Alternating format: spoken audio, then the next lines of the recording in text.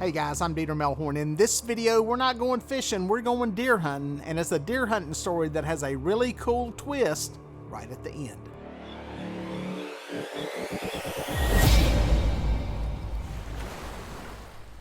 Well, I know this is a fishing channel, but many of y'all have seen some of my hunting videos that I did in the early part of this channel, and everybody asks every year if I'm going to do another hunting video. While I don't plan to do a lot of them, I decided to document this year's trip when me and my son Grayson went out to Kentucky to go deer hunting.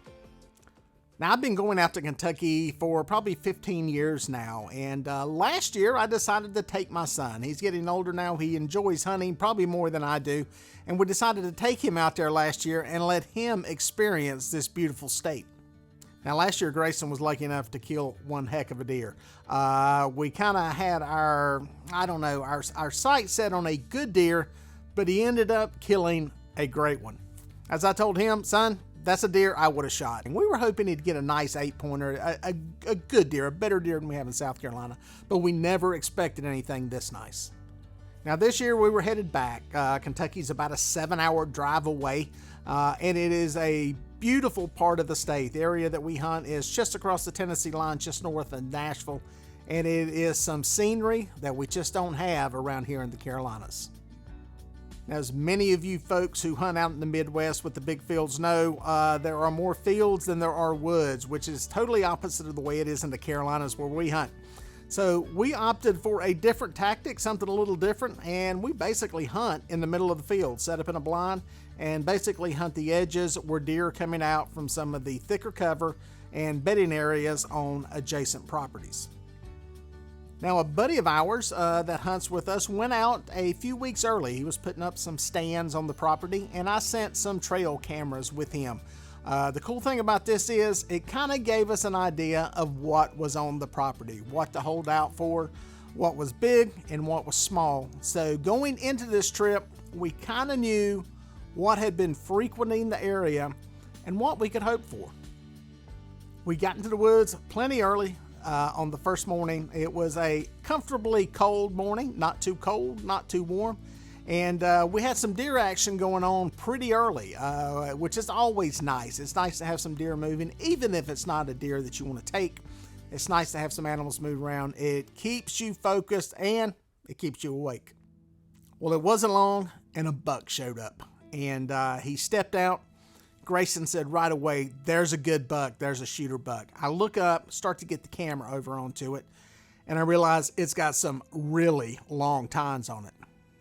Grayson looked at it with the binoculars and said right away, that's the broken tine buck. One of the deer that we had on camera had tremendously long tines. It had a broken tine on one side, but it was very narrow, only about 13 inches wide, and this was the deer. We decided, hey, if this deer comes out, it's actually a good deer, it's a mature deer, we were going to take it. While Grayson was getting ready, I looked into the woods and I saw a massive set of antlers, and I said to him, don't shoot. And he's like, why, what's up? I said, just wait. I said, there's a bigger deer in the woods, let's see if he'll step out. Now, luckily for us, the first buck that came out was feeding. He was not jittery or anything else, so I knew we had a little bit of time with that deer and an opportunity to give this bigger deer a chance to step out. Well, sure enough, he stepped out, and he was big, really big. For us in the Carolinas, this is a great deer. I know some of you Midwestern guys will go, oh, okay, I would have passed him up. But for us, especially on the piece of property we're hunting, which is free range, a great deer, one I would have shot in a minute. And I told Grayson, when he gets a chance, take the shot. Grayson took the shot. We played the footage back, and he couldn't have nailed the deer any better. We looked at it, and he nailed it. It was a great shot. And I made him wait. I saw the deer run off. I was watching it through the camera. I thought I seen it go down, but I wanted to make sure it was down. Didn't want to get up and push it. We sat there for an hour before we finally got up to go lay our hands on it. Look at that blood, my God.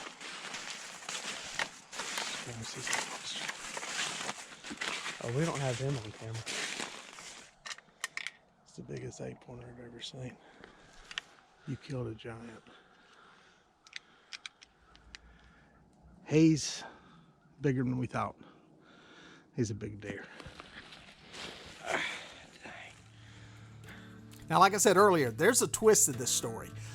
We'll get to that in a second. But this deer, man, it was a good one. I wish I would have shot it. I mean, I would have shot that deer in a minute. It's a great one. Biggest deer. It'll be the widest deer that we have on the wall. I think it ended up being a 21-inch outside spread. Just massive tine length on it. Grayson couldn't be more happy. Obviously, for the next month, he's talking about this deer, very proud of it, and it's going to look good on our wall. The interesting thing was, I still had a tag. I could still hunt. Grayson wanted me to shoot the other deer. The other deer, the first one that came out, stayed in the field. I decided not to. While Grayson would have loved for us to double up, I wanted this to be his moment. This was about his deer, and I figure if I'm going to get one, I'll get it later.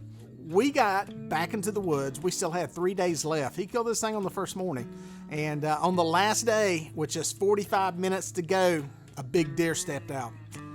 The twist is, this deer was the same deer that stepped out on Grayson that first morning that I told him to pass up. The first thing out of Grayson's mouth was, "That's the broken tine buck." I looked at him through the binoculars and I said, "Yep, that's him. He's long tined. I'm going to take the shot." And I took it and dropped him right in his tracks. All right, we shot. It's getting dark.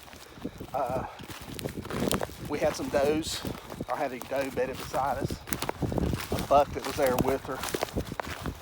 And had some more deer coming out, and seen that long time one. Long shot, 258 yards. It's laying here, so still shaking.